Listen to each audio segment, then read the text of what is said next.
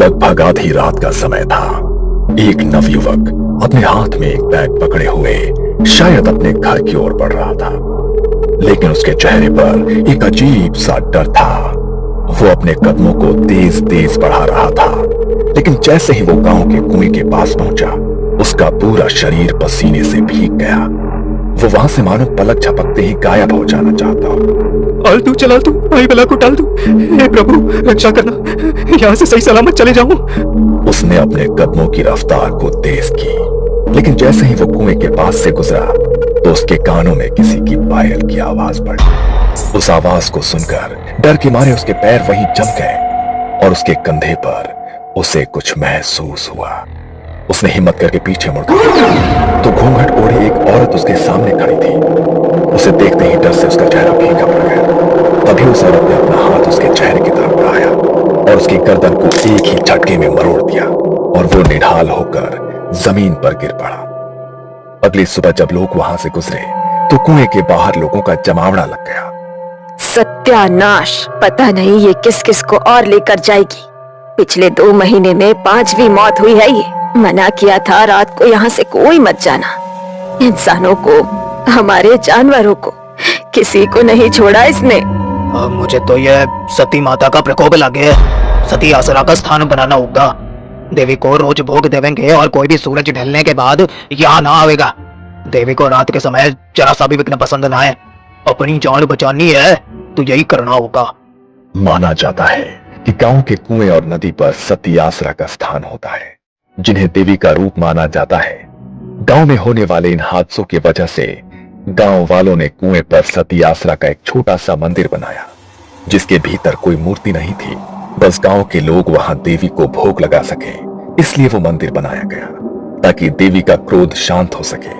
लेकिन उसके बाद भी गांव में होने वाले वो हादसे नहीं रुके। तभी एक रात काले कपड़े पहने एक लड़की, जिसने अपने चेहरे को काली शॉल से ढका हुआ था, अपने हाथ में एक काले रंग की पोटली लिए हुए थी। सती आसरा के डर से अब रात को कोई भी कुएं के पास नहीं भटकता था, इसलिए गहरी काली अंधेरी रात में वो अकेली कुएं के पास अपना आसन लगाकर बैठी और कुएं पर थोड़ी हल्दी कुमकुम और अपनी उंगली से काटकर रक्त का चढ़ावा किया और तेल का एक दीपक भी जलाया। तुम्हारा बदला पूरा हो गया है, तुम अब शांत हो जाओ। गांव वालों को मत मारो, जिनको मारना था उन्हें तुम मार चुके हो। गांव में हो रहे इन हादसों को 3 महीने बीत चुके थे और आज से 3 महीने पहले एक रात काले कपड़ों में अपना चेहरा ढकी हुई एक स्त्री रात के 2:30 बजे कुएं के पास एक यज्ञ कुंड जलाए बैठी थी। यज्ञ कुंड के पास एक मुर्गा, जिसके हाथ पैर और चोंच को रस्सियों से बांधा गया था, नरकंकाल की खोपड़ी में किसी जानवर का रक्त भरा हुआ था। वो उस रक्त का छिड़काव बार बार यज्ञ कुंड में कर रही थी और बड़ी ही धीमी आवाज में कुछ मंत्रों का उच्चारण भी कर रही थी। तुम्हें जागृत होना पड़ेगा। तुम्हें जागृत किए बिना आज की रात मैं यहाँ से नहीं जाऊंगी। बलि स्वीकार करो। उसने उस बंधे हुए मुर्गे को उठाया और धारदार चाकू से उसकी गर्दन को एक झटके में अलग कर दिया। उसकी आहुति उसने यज्ञ कुंड में चढ़ा दी। तभी वहां एक अजीब सी सिहरन उठी। रात के सन्नाटे में मानो कोई दबी आवाज उसे सुनाई देने लगी। कुएं के भीतर से मानो किसी की आत्मा निकलकर बाहर आ गई हो। उसने पीछे मुड़कर देखा तो घूंघट ओढ़े एक औरत उसके सामने खड़ी थी। जाओ और खत्म कर दो उन्हें। मुझे अपना बदला चाहिए। जाओ। मानो जैसे वो उसकी आज्ञा का इंतजार कर रही थी। उसकी इतना कहते ही वो गांव की ओर बढ़ी और एक घर के बाहर जाकर रुक गई। दरवाजे पर ठक ठक की आवाज हुई। अरे इतनी रात को कौन आया है? रात के 3 बज रहे हैं। इस वक्त कौन दरवाजा खटखटा रहा है? तभी दरवाजे पर फिर से ठक ठक की आवाज आई। पता नहीं कौन आया है, देखना ही पड़ेगा। मंगल दरवाजा खोलने के लिए गया। दरवाजे से अभी भी लगातार ठक ठक की आवाज आ रही थी। अरे बोल रहा हूं ना। अभी तक मंगल आधी नींद में था, लेकिन जैसे ही उसने दरवाजा खोला तो उसके होश उड़ गए। उसके सामने घूंघट ओढ़ी हुई वही औरत खड़ी थी, लेकिन जैसे ही मंगल ने उसे देखा तो हवा के झोंके से उसके चेहरे से उसका घूंघट सरक गया। मंगल ने जैसे ही उसका चेहरा देखा तो उसकी चीख निकल गई। उसका चेहरा पूरी तरह से गला हुआ था और आंखों की पुतलियां बिल्कुल सफेद होकर उल्टी हो चुकी थी। मंगल जल्दी से दरवाजा बंद करने लगा, लेकिन दरवाजा बंद नहीं हुआ। वो डर के मारे अंदर की तरफ भागने लगा। तभी उस भयानक औरत ने उसकी गर्दन को अपने हाथों में जकड़ लिया और एक ही झटके में उसकी गर्दन को मरोड़ दिया और उसके चेहरे के मांस को पूरी तरह से नोच डाला। दर्द के मारे पूरे घर में उसकी चीख गूंज गई और कुछ देर उसकी दर्द भरी चीखों के बाद सब कुछ बिल्कुल शांत हो गया। अगली सुबह जब परिवार वाले घर पहुंचे तो उसका ऐसा हाल देखकर उनके पैरों तले जमीन खिसक गई। ये क्या हो गया मेरे भाई को? तुझे इतनी बेरहमी से किसने मार डाला मेरे भाई? किसने मार डाला तुझे? अभी तो सिर्फ इसकी जान गई है, अभी तो तेरा मरना बाकी है। जितनी बेरहमी से इसकी मौत हुई है, उससे ज्यादा बेरहमी से अब तू मारा जाएगा। राजेश अपने भाई से लिपटकर बिलख बिलख कर रो रहा था। उसने गांव वालों के साथ जाकर अपने भाई का अंतिम संस्कार किया। रात को वो अपने भाई की तस्वीर को अपने हाथों में लिए रो रहा था। मत रो बेटा, भगवान ने हमारी जिंदगी में यही दुख लिखा था। पहले मेरा बड़ा बेटा चल बसा और अब मंगल। ना जाने किसका श्राप लग गया है हमारे घर को। एक के बाद एक अनहोनी घटती ही जा रही है। मंगल की मौत कोई सामान्य मौत नहीं है माँ। किसी ने जानबूझकर मारा है उसे। उसकी हालत नहीं देखी क्या तुमने?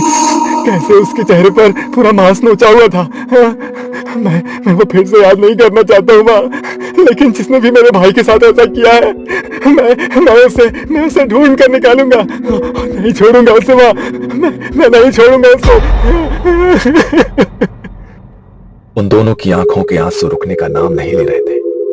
13 दिन बाद मंगल की सभी अंतिम क्रियाएं पूरी हुई। घर में बिल्कुल सन्नाटा पसरा हुआ था। राजेश अपनी मां के कमरे में एक गद्दा डालकर सोया हुआ था। तभी रात के लगभग 3 बजे दरवाजे पर वही ठक ठक की आवाज हुई। उस आवाज से राजेश की नींद टूट गई। उसने घड़ी में समय देखा तो वो भी हैरान रह गया। इतनी रात को घर पे कौन आया है? फिर से दरवाजे पर ठक ठक की आवाज हुई। मां की नींद ना टूट जाए इसलिए राजेश बिना सोचे समझे दरवाजा खोलने चला गया। लेकिन जैसे ही उसने दरवाजा खोला, उसके सामने भी वही घूंघट वाली औरत खड़ी थी। उसने अपने चेहरे से अपना घूंघट हटाया और सीधे राजेश की गर्दन की ओर हाथ बढ़ाकर एक ही झटके में उसके गर्दन को मरोड़ डाला। वो उसी वक्त निढाल होकर जमीन पर गिर गया। उसे चीखने का भी वक्त नहीं मिला। अगले दिन उसके अंतिम संस्कार की क्रिया की गई। लेकिन यह सिलसिला यही नहीं रुका।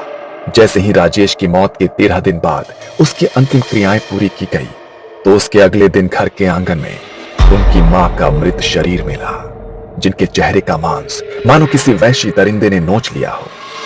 सबसे बदकिस्मती की बात यह थी कि उनका क्रियाकर्म करने के लिए अब घर में कोई भी उनका वारिस, कोई भी सदस्य नहीं बचा था। ना जाने इनके परिवार को तो किसकी नजर लग गई है। तीनों बच्चे मर गए, राधा भी मारी गई। इन तीनों की मौत ही सामान्य ना है। मन्ने तो लागे है कि किसी ऊपरी हवा ने ही इनके पूरे खानदान को खत्म किया है, वरना ऐसा हंसता खेलता परिवार ऐसे खत्म नहीं हो सकता। लोगों की उस भीड़ में काले कपड़े पहने अपने चेहरे को ढकी हुई वही औरत खड़ी थी, लेकिन उसकी आंखों में अब एक चिंता थी, जैसे कुछ तो ऐसा हो गया हो जिसकी उसने भी कल्पना नहीं की थी। ये सब क्या हो रहा है? उसे तो बस इन दोनों को मारना था, उसने इसे भी क्यों मार डाला? कहीं कुछ गलत तो नहीं हो गया?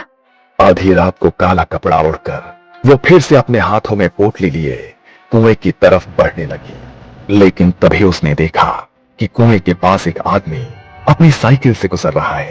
मगर देखते ही देखते वहां पायलों की आवाज गूंजी और उसके सामने घूंघट ओढ़ी वो अचानक से आकर डर के मारे वो आदमी साइकिल से गिर पड़ा।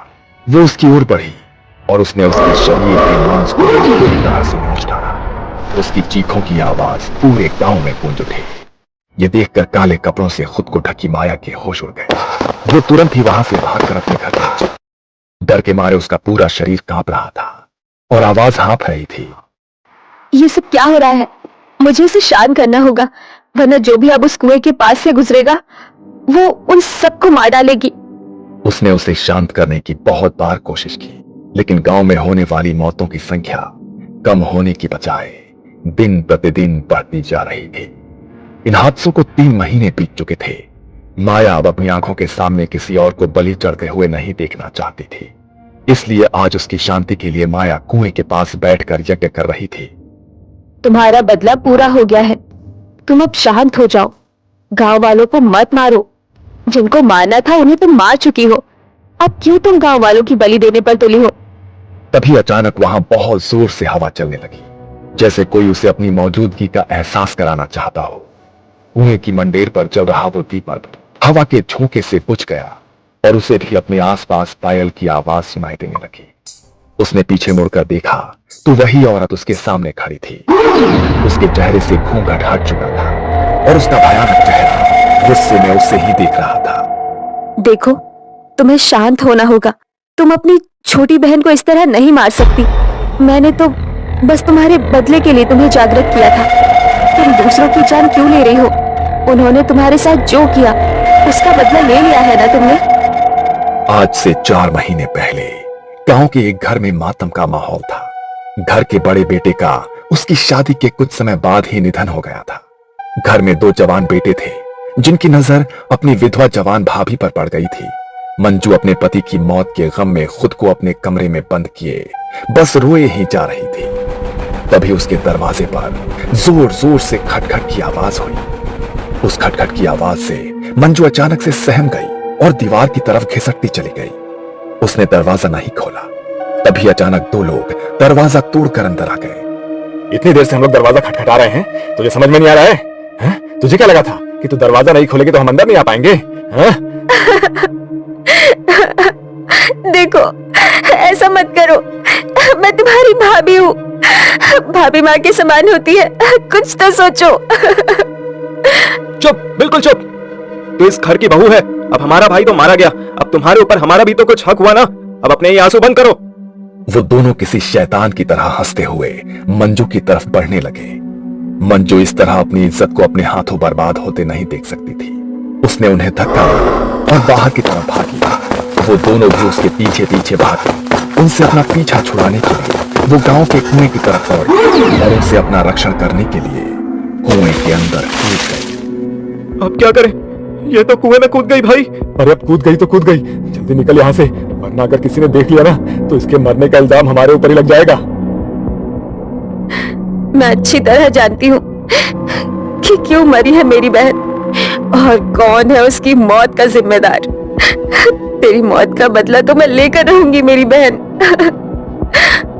माया अब अपनी बहन की आत्मा को जागृत करके उसकी मौत का बदला तो ले चुकी थी, लेकिन उसने अपनी बहन की आत्मा को जिन तांत्रिक विधियों के जरिए जागृत किया था उसे शांत कर पाना अब उसके लिए नामुमकिन हो गया था।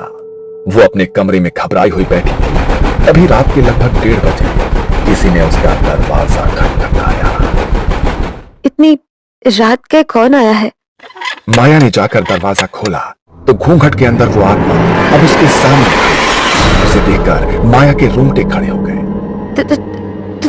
तुम नहीं, देखो, तुम मुझे नहीं मार सकती।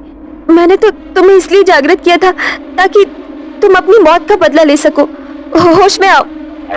मृत्यु के बाद आत्मा किसी की सगी नहीं होती। माया ने उसे जागृत तो कर दिया, लेकिन अंत में वो खुद भी उसकी मौत का कारण बन गई।